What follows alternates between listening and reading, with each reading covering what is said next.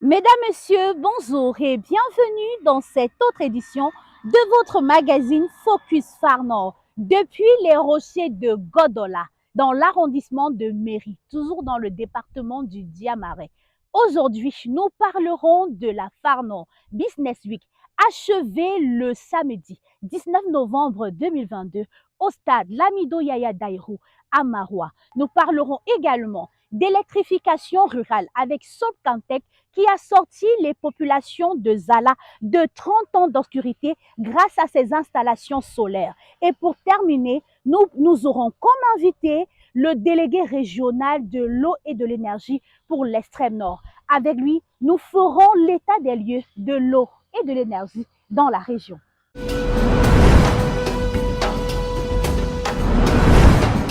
Les rideaux sont tombés sur la première édition de la 11e économique de la région de l'extrême nord, avec remise de prix aux meilleurs exposants et sélection des meilleurs projets de développement pour financement.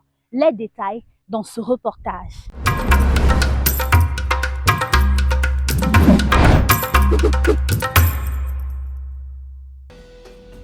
Débuté le 11 novembre dernier à Maroua, dans la région de l'extrême nord, le Phare Nord Business Week a connu la participation de plusieurs acteurs impliqués dans le développement de cette partie du pays. À l'occasion de la cérémonie de clôture qui a eu lieu le 19 novembre dernier au stade Yaya Daïrou, des prix ont été remis aux meilleurs exposants. Je crois que c'est très encourageant comme distinction.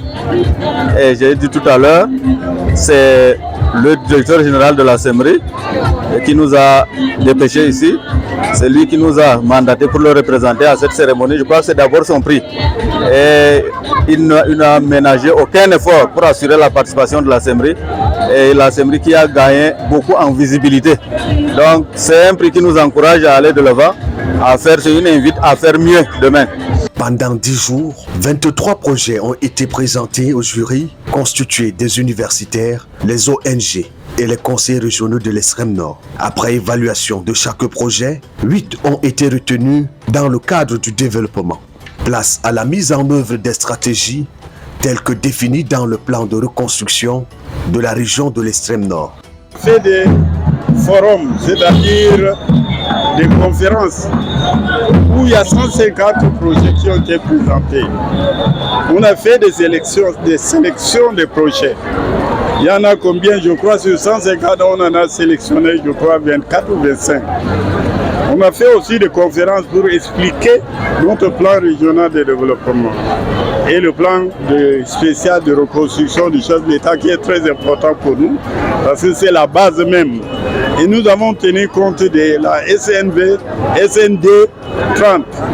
Tous ces éléments mis ensemble nous permettent d'avoir une confiance à l'avenir et nous devons préparer les choses pour démarrer concrètement sur le terrain à partir de 2023.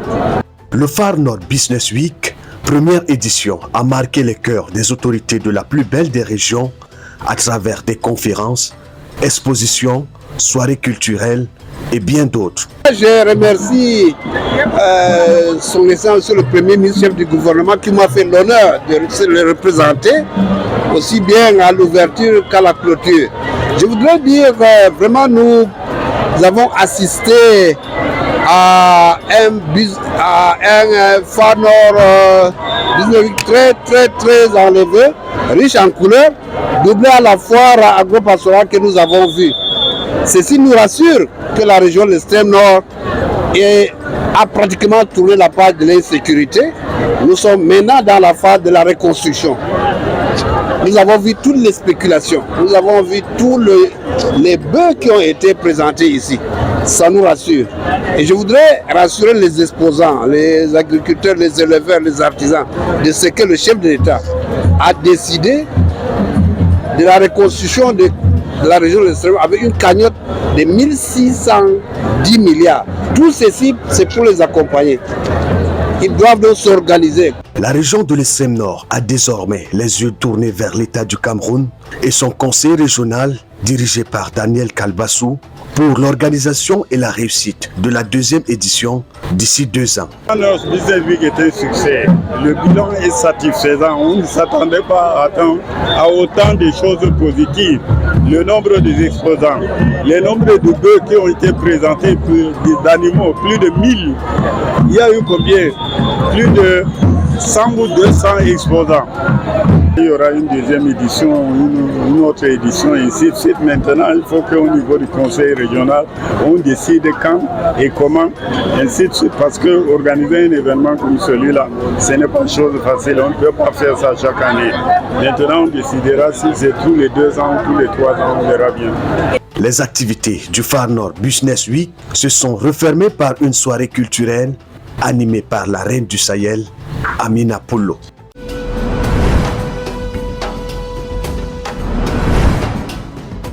Ils peuvent désormais regarder la Coupe du Monde 2022 depuis le Qatar grâce aux installations solaires de Solcamtech.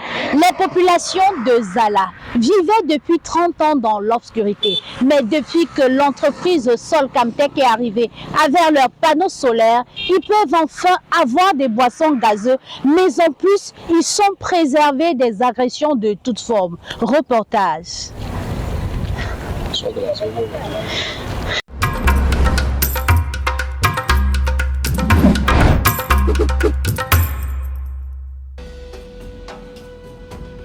Zala, village situé à près de 20 km du centre-ville de Maroua, dans l'arrondissement de Méry, département du Diamaré. Peuplé de près de 800 âmes reparties dans environ 200 ménages. Les ethnies majoritaires ici sont les Fulbé et les Giziga. La population vit de l'agriculture et de l'élevage des bovins et des caprins. Ces éleveurs et agriculteurs ont vécu dans l'obscurité depuis 30 ans.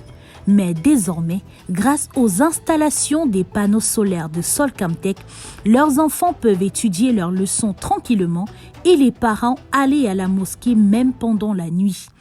Donc comme vous voyez, la satisfaction des populations aujourd'hui, ça fait plus de 30 ans que ces populations attendent de la lumière dans ce quartier. Et dans ce village, je veux dire, et cela a permis aujourd'hui que nous avons ciblé cette zone avec l'accord du chef et l'accord de la commune de Méry. Nous avons donc pris ce village comme cible et nous avons investi une valeur de 25 millions à peu près pour permettre de pouvoir électrifier tout le village. Ce n'est pas la fin de l'électrification de ça, nous allons continuer à extendre le réseau actuellement avec tout cela avec une puissance de près de 3 kW simplement. Et c'est cela qui permet aujourd'hui de pouvoir alimenter tout le village.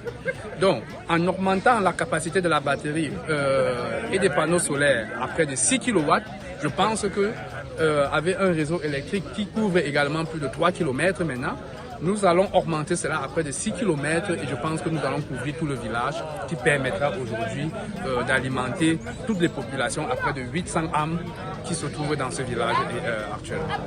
L'arrivée de l'énergie électrique à Zala a boosté l'économie de la zone. Adam Idrissa, le seul boutiquier du coin, a vu son chiffre d'affaires se doubler. Désormais, les clients se bousculent pour acheter des boissons bien fraîches. Donc, j'ai commencé à faire le commerce avec les frigos. Ça m'a aidé beaucoup. Donc, j'ai commencé, avant là, ça ne va pas aller. Mais maintenant là, je fais le commerce comme je veux. Chaque jour, quand j'achète les jus là, donc ça m'a aidé beaucoup plus. Donc, Dieu merci, je remercie les sociétés Solcamtech. L'éclairage public dans le village a également permis de mieux sécuriser la zone. Nous sommes fiers de la présence de l'électricité dans notre localité. Nous nous asseyons chaque soir sous le lampadaire. Nous voyons des gens passer. Il fut un jour, la hyène poursuivait l'âne la nuit. Nous l'avons aperçu lorsque l'âne s'est rapproché de la lumière qui éclairait. Cette hyène s'est arrêtée grâce à la présence de la lumière qui éclairait. Vraiment, nous sommes fiers de l'électricité parce que même le vol a diminué. Leurs animaux, qui étaient par le passé des proies pour des hyènes sauvages venant des montagnes pour les dévorer, sont désormais à l'abri. Des années, nous cherchons de l'électricité. Depuis notre enfance, on entend seulement qu'on aura la lumière, mais on n'a jamais eu. C'est grâce à vous que nous l'avons aujourd'hui et nous vous remercions. Présentement, cette électricité nous aide beaucoup, surtout dans la conservation des viandes, l'eau, dans le frigo. Nous sommes fiers et que Allah facilite le développement de notre localité. Ces installations ont été rendues possibles grâce à la coopération des autorités locales et les partenaires de développement.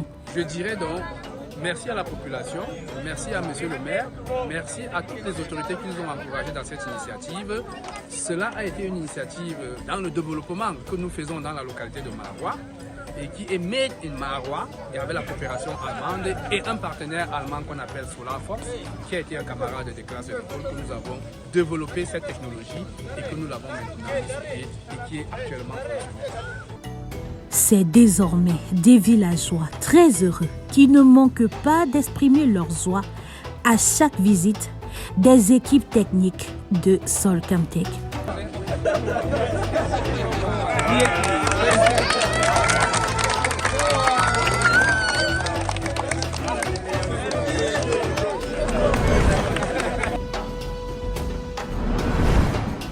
Il est le délégué du ministère de l'Eau et de l'Énergie pour la région de l'Extrême Nord. Dans cet entretien, il nous fera l'état de lieu de l'eau et de l'énergie pour la région. Ngoko Bang Achille est notre invité.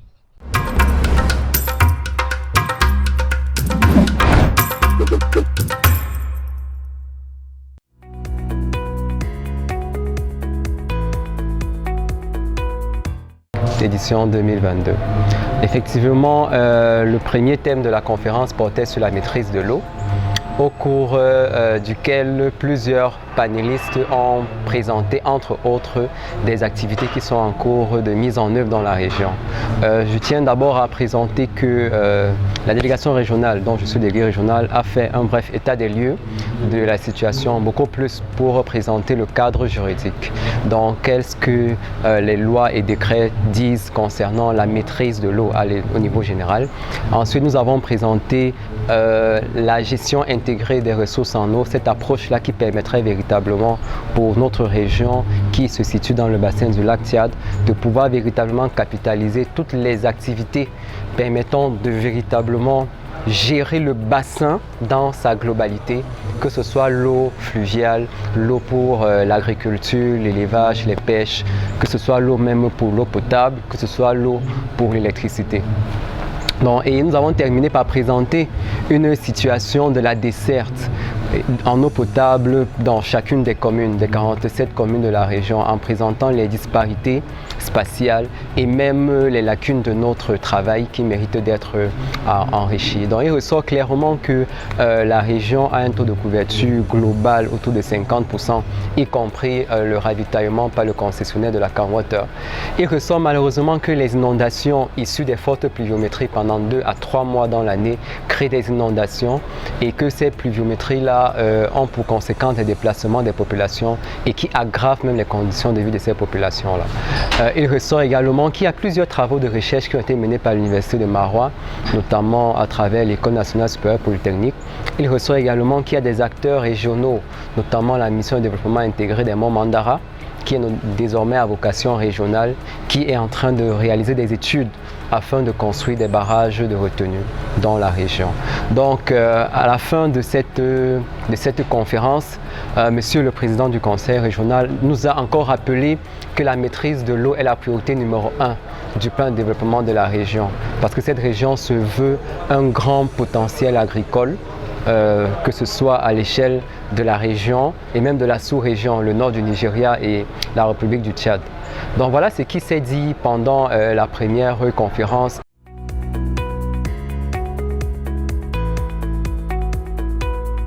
La deuxième conférence a porté sur l'énergie solaire. Vous êtes sans ignorer qu'il fait chaud à l'extrême nord, il y a beaucoup de soleil. Malheureusement, on connaît des difficultés d'accès à l'électricité. Actuellement, les sources du Miné révèlent que nous sommes à un taux d'électrification rurale de l'ordre de 26%. Donc si on dit sur 100 localités dans la région de l'extrême nord, 26 seulement sont électrifiées. Pourtant, il y a d'énormes investissements qui sont faits par le gouvernement. Il y a la dotation de la décentralisation, il y a la dotation ponctuelle du ministère, il y a le ministère de l'économie, il y a le concessionnaire Eneo, il y a les partenaires au développement, les partenaires humanitaires qui œuvrent. Malheureusement, le besoin demeure.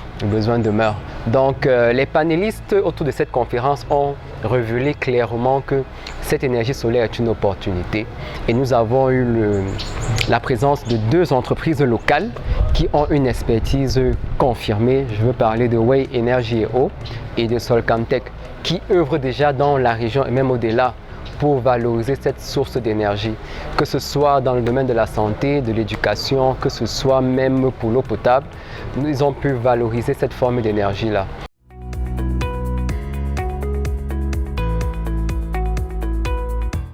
Cette journée a permis véritablement de se rendre compte que pour parler de développement, il faudrait maîtriser l'eau, c'est-à-dire avoir de l'eau pour la consommation humaine et les activités économiques, éviter les maladies hydriques à travers l'accès à l'eau potable et surtout avoir de l'énergie pour tous les usages, le transport, la consommation. On peut parler même déjà de la cuisine électrique, la cuisson électrique. L'énergie électrique est une solution. Donc voilà ce qui a été dit et nous osons croire que cette opportunité a permis notamment aux présents pendant la conférence et aux différents spectateurs de voir cette potentialité que regorge la région de l'extrême nord.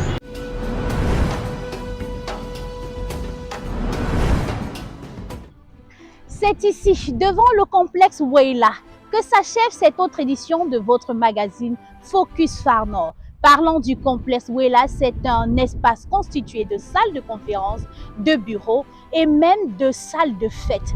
J'espère que vous avez aimé. Rendez-vous très bientôt pour une autre édition. D'ici à là, portez-vous bien.